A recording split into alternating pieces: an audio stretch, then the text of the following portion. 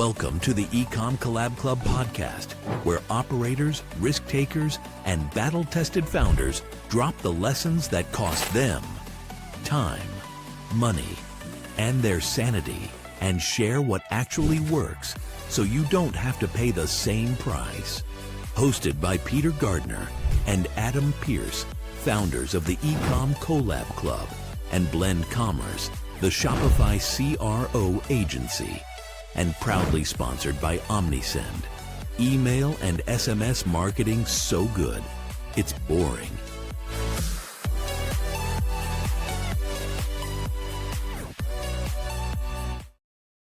Hello and welcome to another episode of the Ecom Collab Club podcast. I'm Adam, and today we have got a real treat. Now, before we get into it, what I want to do is give you a little thought experiment. Now, imagine you're about to cross the line of finishing a marathon, and suddenly there is this tangle of hurdles right in front of you. Now, you didn't see them coming, and ultimately you fail. Now, the thing is, when it comes to e-commerce businesses, the checkout process can often feel a lot like this. Now, I guess today is going to show us actually how you can clear those hurdles like an absolute pro. So Ben Hornby is a director of SME and growth for EMEA at Airwallex, and Ben's got a wealth of experience working in fast-scaling environments and specializes in go-to-market and sales strategies. Now, we'll hear more actually about the journey in his early roles from Founder Forum and Just Part to Catapult, which is now Sona. And then finally, we're going to find out how he landed at Airwallex. Now, what I would say, guys, is look, get comfortable, prepared to learn, and what's really happening behind the scenes of global payments, checkouts, and the oh-so-crucial final click. Hey, you know that feeling when you're about to buy something online, but whoopsie, the checkout's an absolute mess. No autofill, no saved card, and no Google or Apple Pay. And suddenly your wallet feels a very, very, very long way away. Yeah, that's a potential customer gone. And guess what? 77% of shoppers do exactly the same thing if their preferred payment method isn't there. That's a lot of lost revenue for brands. Now take that mess globally. What works at home doesn't work abroad. What's the most popular payment method in Germany or the US or Singapore? Not sure? 77% of local shoppers could be dropping off. And don't get me started on the sneaky currency conversion fees some payment providers are adding. If you're a scaling international brand, don't let payments trip you up. Go to airwallex.com and give your customers a premium checkout experience. More conversions, more revenue, less hassle. Ben, how's it going? How are you doing? Welcome to the Ecom Collab Club. Hey guys, thank you for having me on. Pleasure to be here. So Ben, I'm going to throw you under the bus here right from the start. We like to start in a bit more of a creative way. So before we get into the nuts and bolts and you introduce yourself in full, could you tell us, if you were a fictional character, which fictional character would you be and why? It's a great question. I think I'm going to have to pick a Stephen Merchant character. This podcast is, and the screen here is doing me justice because you can't quite see the gangly nature of my build. But yeah, I think if you combine any Stephen Merchant character, maybe as Nathan from The Office, I think I'd go for. That's purely on my build. Is that on your Tinder profile as well, Ben? Yeah. Well, look, I think it's. I think he's got a good draw. You know, that sort of Peter Crouch. Peter Crouch has done all right for himself as well. He has indeed, yeah. For people, that's what I was thinking about when you said gangly. Yeah, exactly. Yeah, I think it's. He's the pin-up, isn't he, for lanky blokes like me, and he's his lovely wife Abby. So yeah, he seems to have done very well. Oh, there we go, mate. So okay, let's switch to the serious stuff. Tell us a bit more about your background and basically how you ended up at Airwallex, and then a bit more about your current role as well. Yeah, awesome. So I sort of fresh out of university, went and worked for Founders Forum, which I suppose was a bit of a different track to what some of my peers did. which was going down the more sort of corporate route. And it's a brilliant place to go and work because you're basically surrounded by entrepreneurs and people trying to build fast growing, scale up businesses. And that sort of pushed me towards wanting to go and help build some go-to-market teams, which then landed me at Just Park, which is a sort of Airbnb, if you will, for parking spaces. Was a really cool place to work. It taught me some of the sort of hardships of lead gen. Took lots of pictures of car parking spaces around the UK to then upload into our CRM system.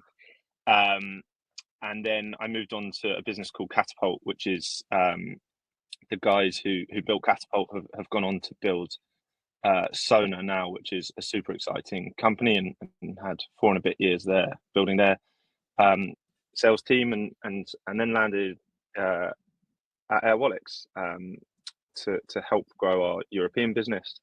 I've been here now for 4.5 years. Part of the woodwork. Brilliant place to be. Yeah. Okay, awesome. And Adam, do you want to start firing some questions at Ben? Yeah, look, Ben, thanks for sharing a bit more, obviously, about your background. But what I want to do now is kind of get into kind of some of the nitty gritty. And we're talking about payment today and everything that is around that in terms of the checkout as well. One thing that I'm interested in is what would you say are kind of like the sneakiest friction points that brands don't kind of realize that they have, and kind of how do we actually kill those off? Yeah, I think it's a great question, and I think the easiest way to think about this is how do you feel as a consumer, right? And I think your expectations when you go to check out, on any website now has massively shifted from where it was, 2 years ago or even 4 years ago. And the crux of it is speed, right? You want to be able to purchase your goods as quickly as possible, in the most seamless way as possible. And I think where we see a lot of businesses fall down is just not having that native checkout experience. So, coming to the point where you think you're about to pay and then being redirected to another page, often that of the PSP. There's the loading time, there's sometimes the change in interface, even change in branding as well. And that can massively turn off consumers. And that's a big thing that we've tried to do with all of our partners here at Airwallex, the shopping platforms, is make sure that we're always delivering a native checkout experience when businesses are using our acquiring product. And I think, it's interesting. Like I was talking the other day to someone about kind of the whole drop shipping phase that we went through kind of about sort of 10 years ago. And I think, that has shifted, I think, for a lot of different reasons. But I think one of them was for that particular reason of, in that situation, there was always that transfer from what appeared to be kind of like one site and then going to the other. Do you think sort of over COVID that this kind of pushed that forward a bit in the sense that people were, I think, look, the average person has become more familiar with what a good e-commerce store does and doesn't do? I think so. Yeah, I think, there was such a surge in e-commerce, or people shopping online during that period of time, that I think naturally it forces merchants to have to be more thought out about the way that they cater to their consumers. And once you start seeing new payment methods crop up, and you see top e-commerce businesses delivering a really awesome checkout experience, it then becomes even more jarring when you're going on to other pages and that experience is not what you've started to become used to. And I think with the surge of people shopping online during COVID, that probably accelerated that process for sure. And I suppose the other thing here is obviously, look, you mentioned there about the importance of having that native checkout. I suppose kind of stripping it back a little bit more, we've got e-commerce brand owners, we've got operators listening to this, and they go, well, hang on a minute, how do I work out how, can I use data to pinpoint what the hurdle is? How would they go about doing that to work out if they need to make that change or not? Yeah, I think this is super interesting, and I think frankly there is not nearly enough education provided by PSPs to merchants, and I think a lot of that comes down to the larger players in the game who've been around for a bit. Your Stripes and your Adyen's will run a largely self-serve model for small to medium-sized businesses, and that means that businesses are sort of signing up and setting up their checkout without having the education around that sort of data that you said. And I think something that we're pretty passionate about doing here at Airwallex is to try and make sure that when a merchant comes on board with us, we spend some time to really understand the different parts of their checkout and where we can try to improve conversion. And it's super, super interesting, the variation in sometimes it can just be simply moving a logo, or that logo isn't looking quite right on this part of your checkout page, or these fields are not sort of emboldened enough, and like actually getting really, really granular with merchants. I think they massively appreciate it, and because it's transformative as well, and you can then start to measure how is that improved once you've made these changes, and it becomes very sort of tangible, that performance increase. Definitely. And I think this is the thing for me. I think with you guys, I've got to know the Airwallex team quite well over the past couple of years, and I think the interesting thing is with a lot of e-commerce brands, when they look at you guys and think about payments, they think about it in that transactional nature, not only in terms of the transactions are going to complete, but equally in terms of that relationship with you. And I think that's one thing that I would definitely say, is that people out there looking at PSP, particularly, with you guys at Airwallex, you have that knowledge internally to help them from that conversion rate optimization point, the kind of stuff that we do inside the business.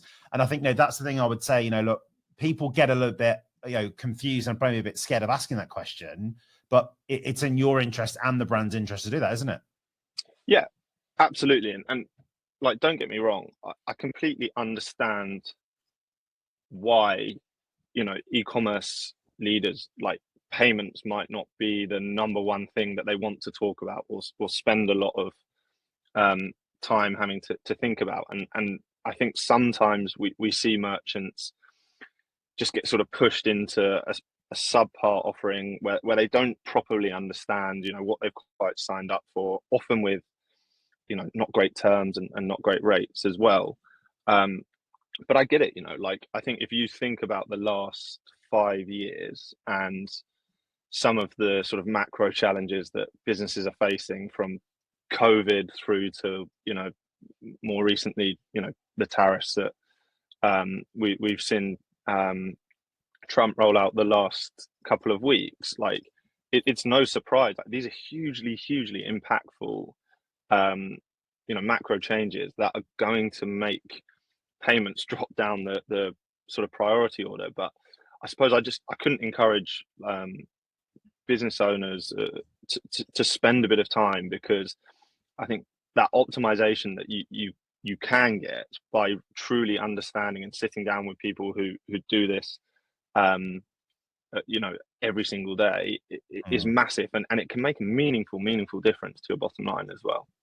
Yeah, absolutely. And I think, I would say, I think with what you guys do, it's one of those things, I guess, a little bit like sort of final mile delivery as well, is that people often think of it as, okay, it's just a thing that we need to set up on, and it's purely based on cost and reducing costs. But actually, it's such a big part of what people do in terms of the success of those businesses, because if these things aren't completed properly and they aren't done efficiently, that can really hurt businesses. And I think that's still, in my opinion, working e-commerce brands isn't something that's top of mind. But look, I could talk about this all day, but I'll pass over to Peter at this point next. I think he wants to kind of go down a different route with you.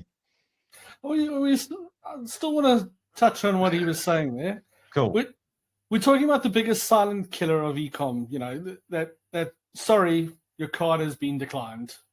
What is causing this, and what should brands look out for to try and stop this? Yeah, I think this is, again, like super interesting, and I think this part of this challenge, if you will, that it exists for business is one area which is going to be sort of massively transformed by AI. And I think, risk teams at businesses like ours are going to be much better enabled to detect fraud and to have a much sort of healthier, portfolio of acquiring merchants on their platform. And I think that in turn will mean that e-commerce merchants as well are going to have much better mechanisms and processes for being able to, detect the right profile of customers coming onto their platform and buying their buying their products. I think the second part to that is we see this problem massively accentuated when businesses are working across borders, and it will come as no surprise to you guys that we see the drop off in acceptance rates is massive when you are selling to international customers, using cross-border acquiring, and a big part of what Airwallex is trying to do is give businesses those localized presence, be able to acquire locally via our licenses that we have around the world, to ensure that you're maximizing your acceptance rates. And to your point earlier, guys, how did COVID massively change the landscape of e-commerce? I think people don't really have any borders now in terms of where and who they can sell to, and platforms like Shopify and make it so easy to be able to go into new markets now, that this is going to become more and more of a pertinent discussion point for businesses, because if your acceptance rate's at 70%, it's a total killer. Yeah. Why do so many brands screw up this currency conversion, the taxes, and the payment methods when they're selling overseas?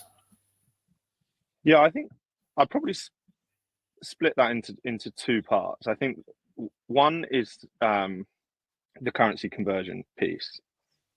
Like plugins like Shopify, I think have, they've built an incredible business on basically ease of use, right? And so it comes back to this sort of education piece. Like merchants think, great, it's now easy for us to go and sell to consumers in America, but because it's easy, they probably just don't even think about the fact that every transaction they're getting charged 2% on to bring that back into sterling.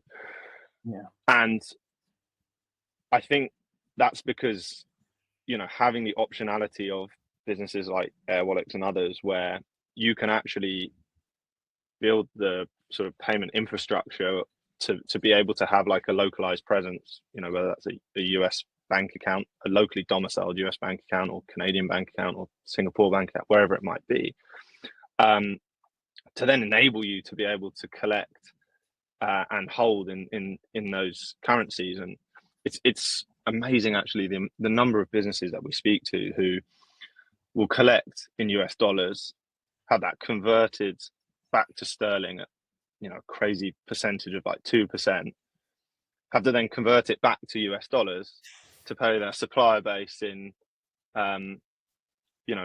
China or the US or wherever it might be. That is genuinely like a huge chunk of your margin eaten up, and I think it just comes back to education, that there are platforms available now that can help pretty much remove all of that cost. Yeah. So what is the quickest way for a brand to go in and clean this up so that the international checkout, like you say, that money gets fed into their currency? I think first and foremost, it's like before even thinking about the checkout, it's making sure that you sort of behind the scenes, if you will, you have the right sort of banking setup to be able to hold in multiple different currencies, and just be smarter about, and really understand about, like, okay, if I have this additional flexibility, how can I like much better manage my funds so that you prevent those double conversions that I said before. And the second is then about finding a PSP who is been built like we have at Airwallex to basically cater for customers who are transacting internationally, because the currency coverage will be way better. And then I think this is probably a nice segue into the second part of your question. Then it's about really understanding what local preferences are in different markets, namely around payment methods, right? And again, this is super key. So we do a lot of work in the Netherlands. 70% of e-commerce purchases in the Netherlands are done through Ideal. If you don't have Ideal, you're not going to be able to service that market very well. And you could, there's hundreds of different payment methods across the globe, and like we're seeing more and more demand for these because they are a way which you can genuinely, if you were really trying to achieve that localized feel, they're the way to do so, right? Yeah. How's Airwallex tackling that for merchants? So we have a great financial partnerships team, and I think like step one is being able to offer like a real broad range of payment methods, because that will truly differentiate yourself from let's say tier 2, tier 3 providers. And our financial partnerships team are great at building those relationships and adding those payment methods to our roster. The second, I think, is to really like deeply understand what a e-commerce business's like consumer makeup looks like, because the last thing you want to do, I think, is add 40 different payment methods to your checkout page if 25 of them are not relevant. It ruins the UX a bit. It actually can be a bit of a turn off at the point of sale.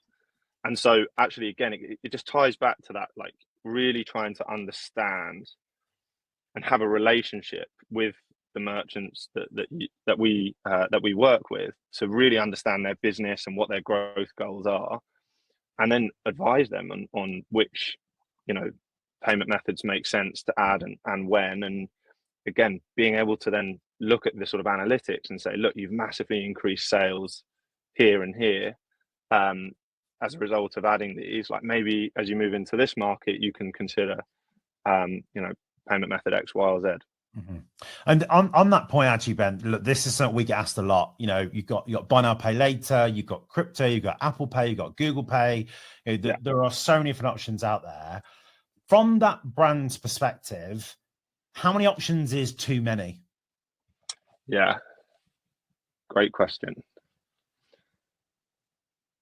I don't think there's a number per se, but I think it's about really really curating your checkout to match the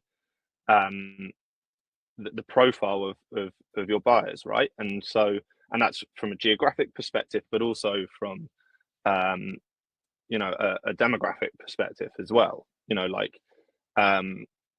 Usage of Klarna is much more prevalent in sort of 20 to 30-year-olds than it is in 40 to 60-year-olds. And so I think it's about being really smart about truly understanding your customer base, and then being able to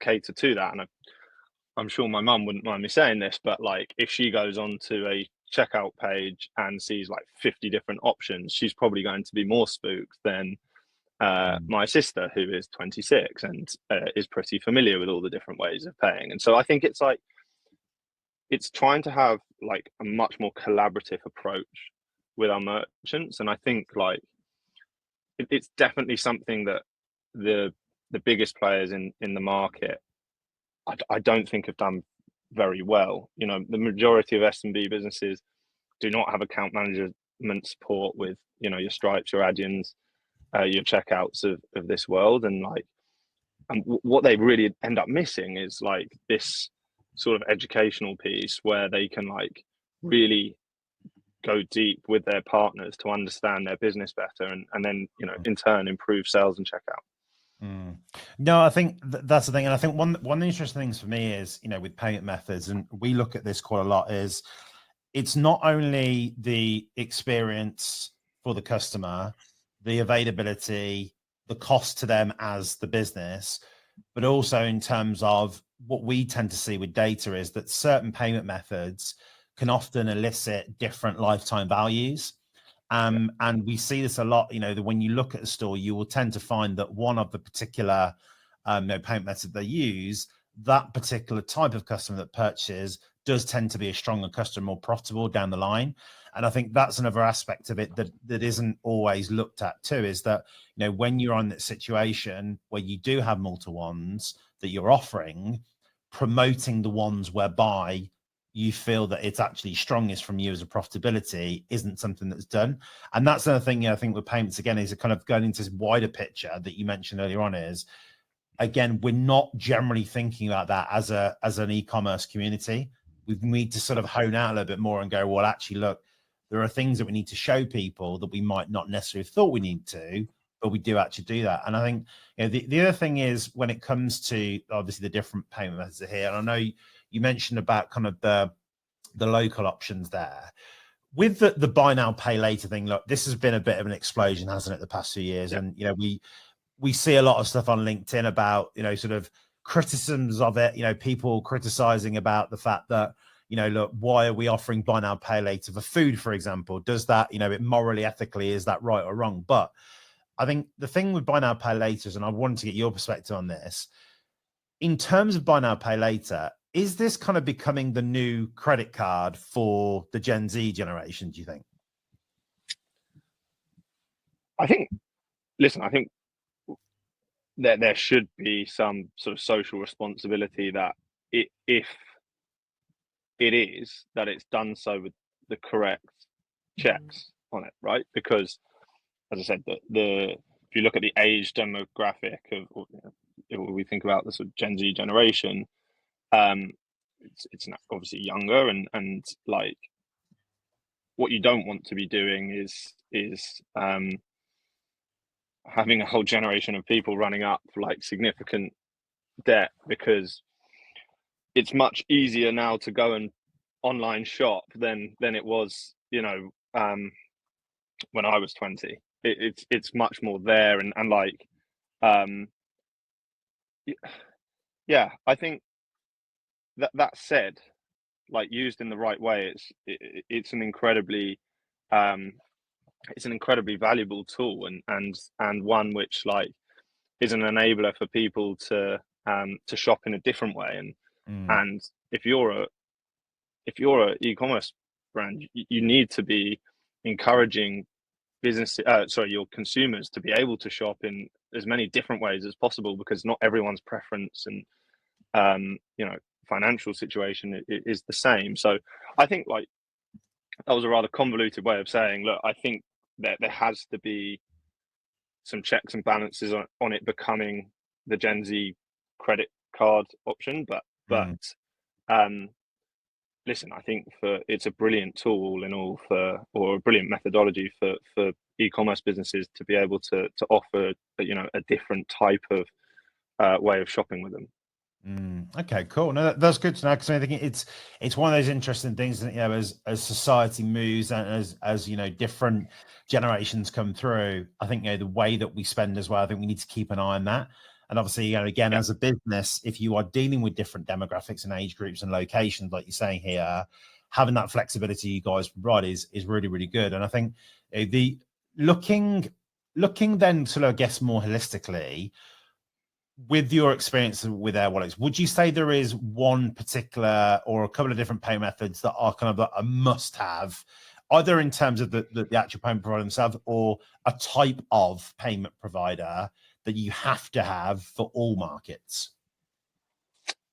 Yeah, so the answer to the first one, like Apple and Google Pay, is just like, if you don't have that, it's a non-starter really. And you would be surprised of the number of businesses that we speak to who don't have that offering. And the data and the stats around Apple Pay it's ludicrous. Like, I think it increases your conversion up to sort of 3x, and cart abandonment when you don't have Apple Pay is I think up to 30%, and like that's pretty shocking numbers for businesses who aren't offering it.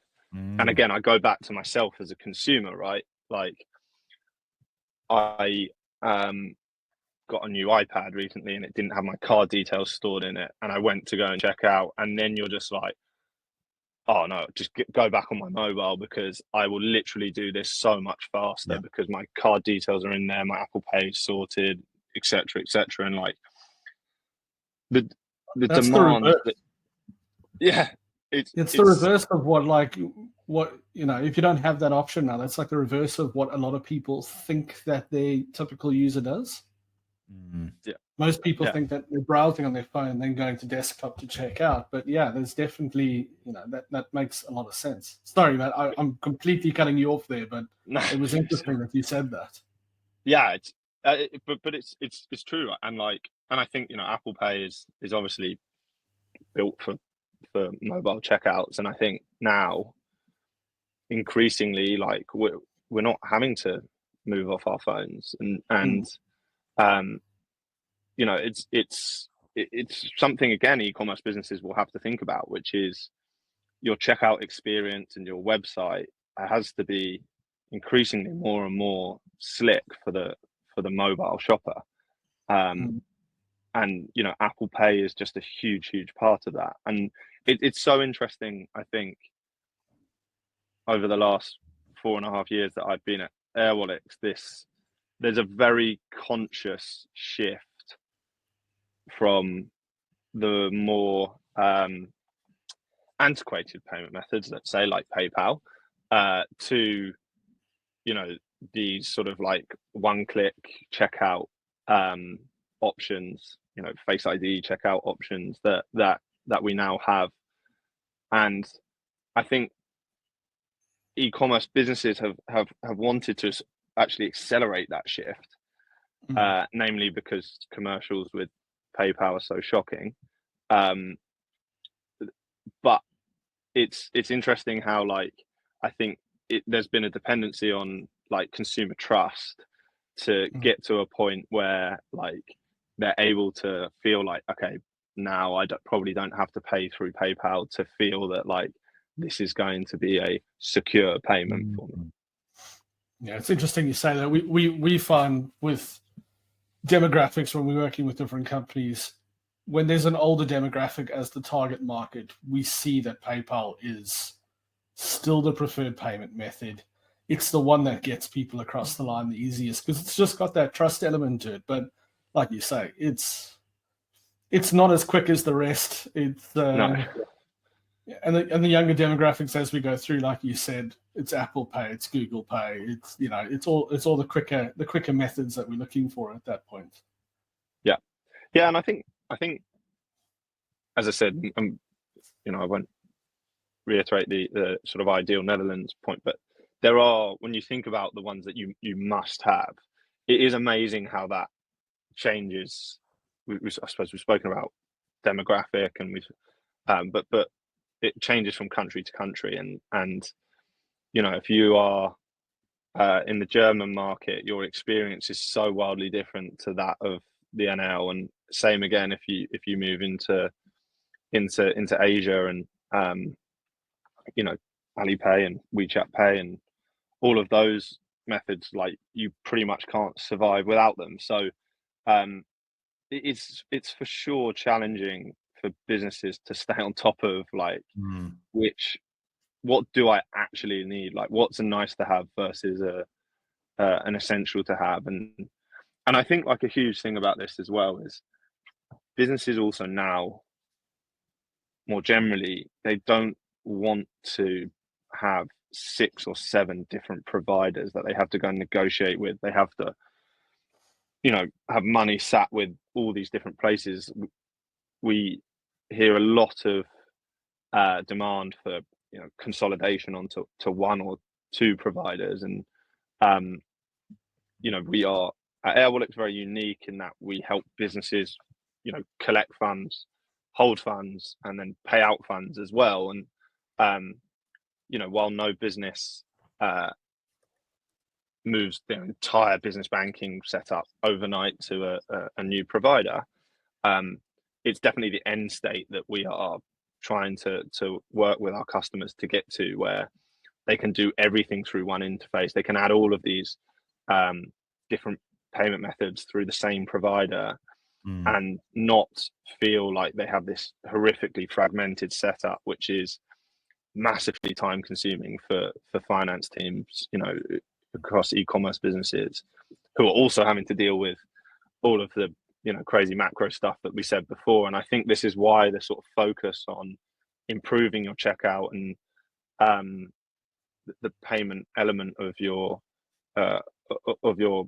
fund flow sort of ends up getting overlooked or at least diluted, because you're having to, so much time is sapped by like inferior sort of setup internally.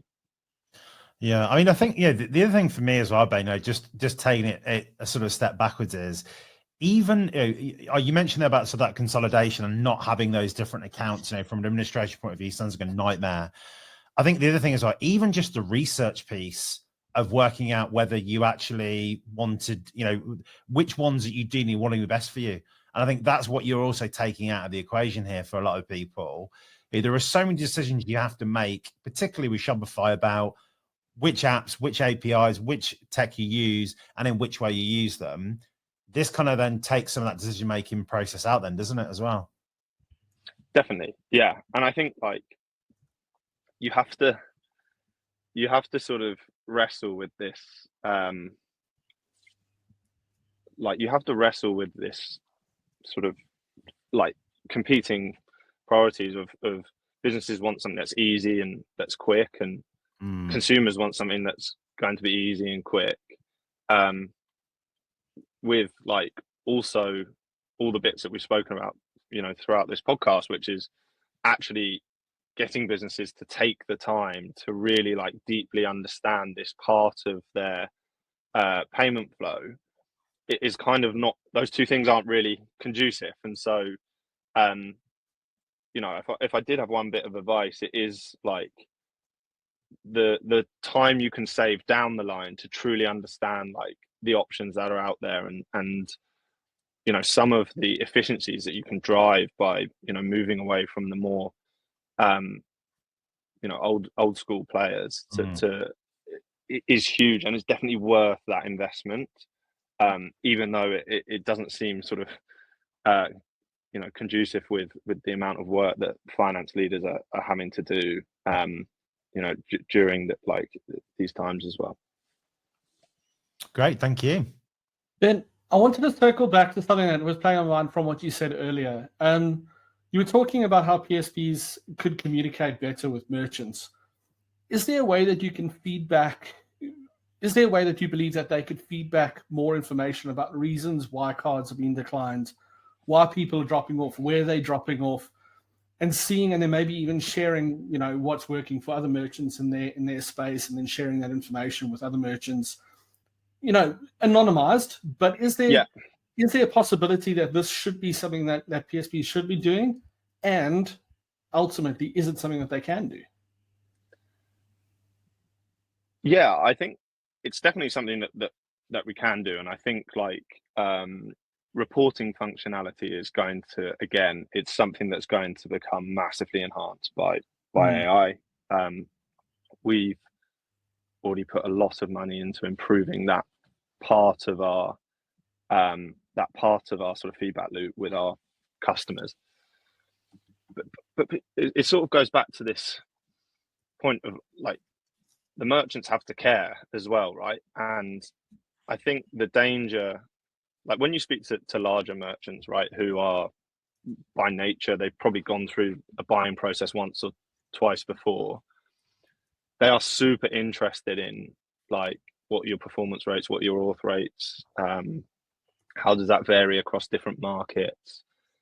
And actually there you can really nerd out with them and give them like pretty enriched data and to your point, I think there are so many, like the thing that's painful about selling any acquiring product is, particularly to like small to medium sized businesses, it becomes like a horrifically commoditized sell. And I think a lot of merchants think about this as, Stripe, Adyen, Airwallex, whoever it is, you're all the same. Like, can you do it cheaper? And I completely understand that has to be a key part of any consideration to move to a new provider.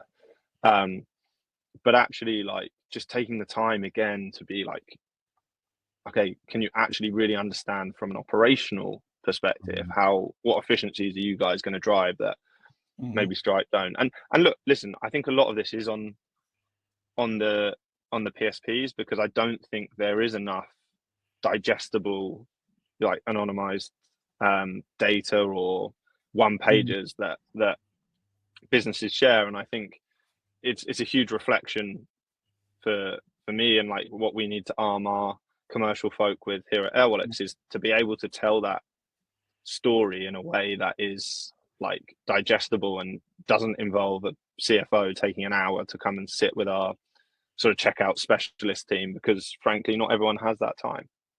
Yeah. I also feel it's probably because you guys are so close to the money, it's that they are thinking about the money at that point. They're not necessarily thinking about these other problems that you guys essentially solve for them and save time for them. They're thinking about the brass tacks at that point, and they're going, no, you're charging me X percentage on every order. This is what you're costing me. And that's probably why they're not seeing the value on that side. Yeah, and it's very hard when you're not the incumbent as well. And I think that's what Stripe have done very well, is they've built a huge customer base, and it's not an insignificant shift for any business to change their PSP, and I think we have to respect that. But I think what is cool about what we can do, I think, is, I touched on this earlier, is just being able to help with the rest of that payment journey. You're paying your suppliers or paying your marketing spend, being able to hold multiple different currencies. I think we have to lean in a bit on that side as well to earn the right to have the conversation with e-commerce merchants about the acquiring as well. Yeah, I mean, it's interesting what you say there. It's not an easy shift. You guys are making it a hell of a lot easier for us. We had quite a big public outrage, Adam, about our wonderful time with one of your competitors. Why? Switch. Definitely. There's ultimately, it's banking. You've got it into your details, and what I've done, and it's been a pleasure with you guys working so far. I've done the initial stuff. I've sent it over. The things that I have to do, I have to take a picture of my face. 100% get that, but ultimately everything else, the other directors that were involved, all I've had to do for that is just send a picture of them. You guys do the rest of that process, and you guys go and do the setup in the back end. And it's making it a little bit easier. Getting onboarded with you guys. Got a call early next week. You guys are making it as easy as possible. So that's really great. Yeah, and I think this is like, it's you have to be able to scale efficiently as a business like ours. But like, I do feel somewhere along the line during that sort of e-commerce boom, like pre and during COVID as well, the customer relation side of things got completely lost. And I think it's probably because of just the enormity of the success of some of those like tier one players in, like Stripe, that they, they were onboarding so many merchants that they stopped, caring as much about the, the ones in the S and the M part of their business, and actually, like, it's amazing, I think, the difference that a e-commerce business can feel if they actually feel that there's a collaboration, that it's a partnership with your PSP, as opposed to this sort of transactional relationship. And look, it matters. It is it really, really matters. Like, if you have a week where 3 or 4 of your payments fail, like, you're going to want to be able to pick up the phone and understand very quickly, how can I improve that, and how can I be better next week? Because again, particularly with the changes that we've seen the last week coming out of the States, it's like every single transaction matters. Every single time someone comes onto your website, you need to be doing your utmost to make sure that you convert them into a paying customer. And I think if you don't feel like you have someone that you can talk to and grow with, then I don't think like you're going to feel particularly comfortable going forward at all. No, but I think, Ben, from my experience as well, and that, I think this isn't about just saying how great you guys are, but like, I do like that human touch element that you guys have got. And I think you're absolutely right. We've observed it, me and Peter, we've obviously been in the ecom world now for about sort of 10, 11 years. And we've seen very small companies, who were very much hands-on, very much hand-holding. Many of those now are massive, huge companies with thousands, millions of customers. And that element of, okay, actually get on the call, walking through things, explaining things, giving people options, it goes. Support is terrible. And I think that's I think, the issue we've got now is sometimes is that merchants, when they think about working with a provider in this space, are they going to get that very much, hands-off experience that they come to expect now from these big players? And I think that's, is nice from you guys that you're bucking that trend, which is really, really good to see. Yeah, and I think the other bit I'd add is just, if that sort of provision of strong customer support isn't going to be there, then your sort of self-serve materials and information and the availability of that information has to be like A1. Like you have, and again, I think this is an area that AI will massively improve for all businesses, and hopefully being able to get the answers and troubleshoot will become something that people can, like businesses like ours, can scale efficiently without necessarily having to speak to a human being.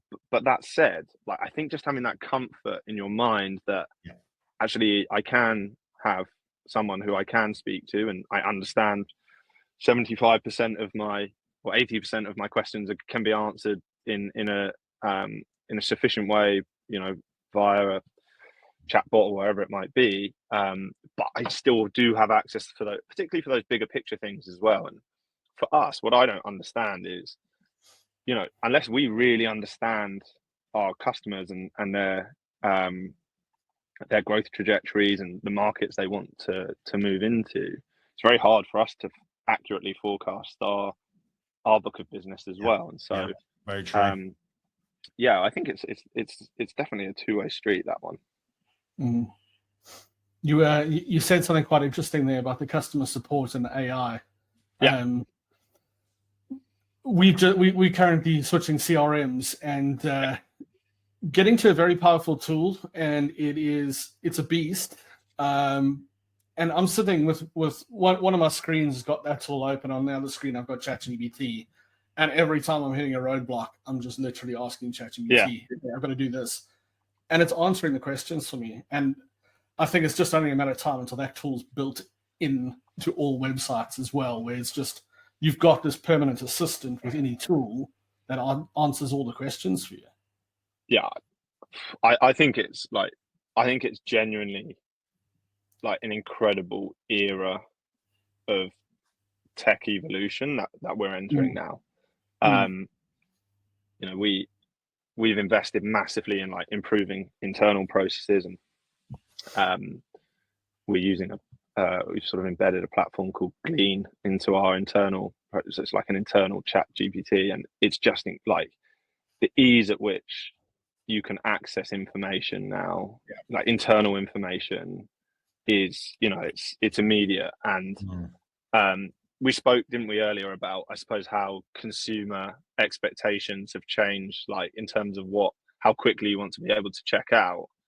I think the next step of that is now, like, if I want to ask questions about like the fit of a particular t-shirt, or I want to know like what size should I get as someone who is 6'3" versus someone who's like, your expectation is going to, of what service you'll get as you go onto any e-commerce store, I think would look wildly different in, you know, 2 to 3 years time, as more of these sort of AI tools are actually baked into the websites.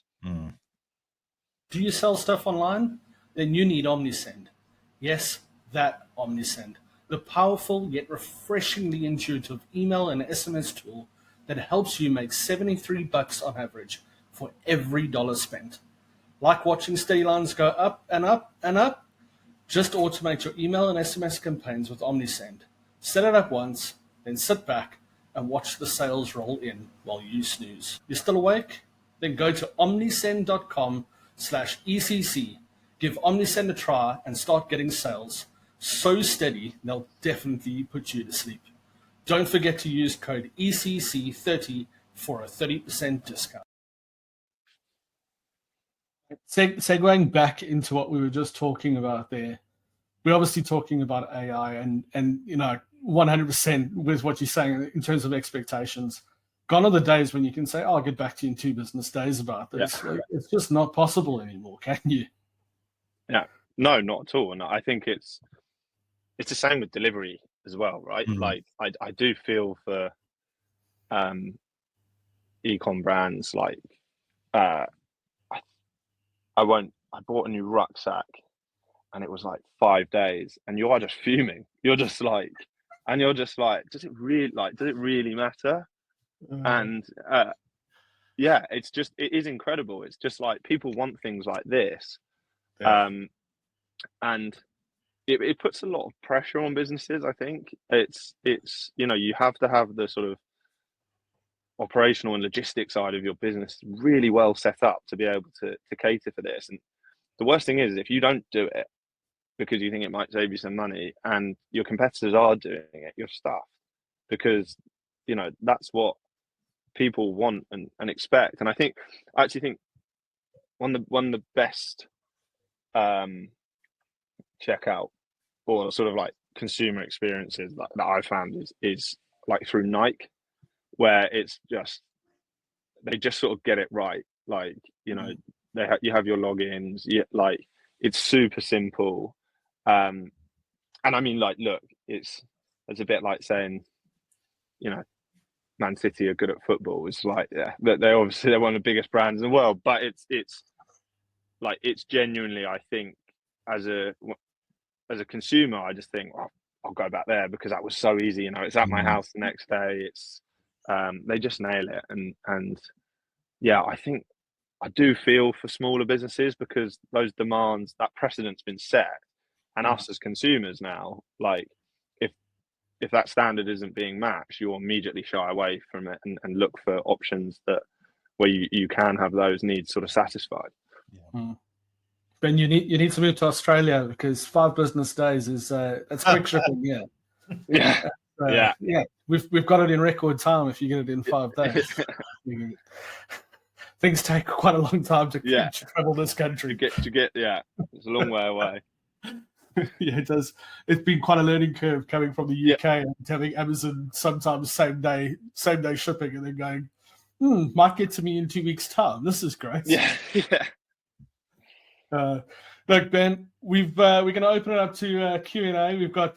We ran over there a bit, but if you've got a little bit of time, let's stick around and let's maybe just open it up and see if anybody's got some questions for you. We have got some fed to us from our community, so let's just see. Have we got any through the chat? No, but we've got some here. Which e-commerce tool can't you live without? I have to say Airwallex, don't I? I have to. Okay, the second one. Yeah, the management team have got what they need now, Ben. Yeah, exactly. What's the secondary thing? I think it has to be Apple Pay as a payment method. I think we spoke about a couple of those stats earlier. Like, if you don't have that, you're stuffed. Cool. If you could fix one checkout issue forever, what would it be? I think I'd be torn between two here. One would be the non-native checkout experiences. I think, again, we touched on this a bit earlier. Like, that's killing businesses and turning consumers off massively. I'd be torn between that and then just the abnormally large fees that businesses are paying with those currency conversions. By not having that sort of localized presence. I think that they're the two real issues that I think are hurting businesses the most at the moment. Cool. We've got one here from the audience. Lee Preston. What would you advise around CRO on Shopify checkouts? Ever felt limited by the changes you can make there? Or ever found that the standard template doesn't work for some? And what do you do there? Sorry, quite a big one there for you. Yeah, I think this is a super interesting question, Lee.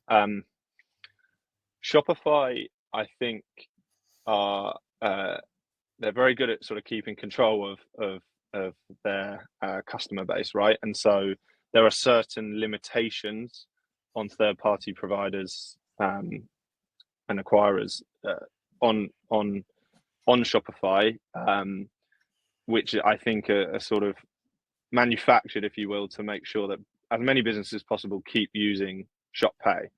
And the downside of that is some of the commercial pain around currency conversions that I've mentioned before. I think what you can start to do, and what Shopify give you flexibility to do, is to be able to use, maybe use Shop Pay for certain payment methods, but being able to add, for example, we help a lot of businesses with the multi-currency checkout through Klarna, which is not something that Shopify can help with. And so, again, it's about really understanding what optionality do you have out there in PSPs, then sort of cross-referencing that with, are they able to give me a native, and this is really important, a native checkout experience on Shopify. And if those two things are true, then I think start trying to get some duality in your checkout experience in terms of providers, so that you're less reliant on, I suppose, the out-of-the-box solution that Shopify offers you. I think we are up and we are done, Ben.